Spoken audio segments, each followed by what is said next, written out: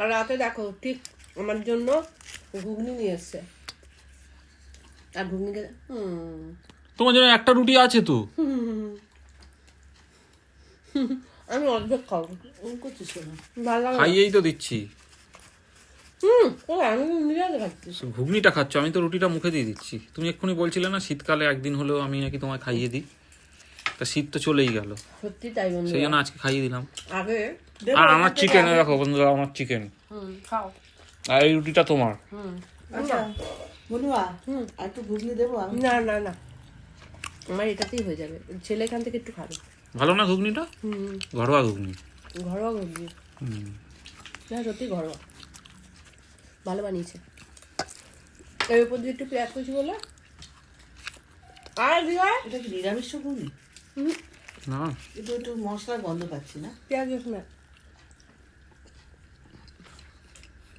চিকেনটা কেমন বানিয়েছিস ভাইয়া? হেভি হয়ে। ভালো বানিয়েছে? তুমি তো খেলে। তোমার কেমন লাগবে সেটা? হেভি।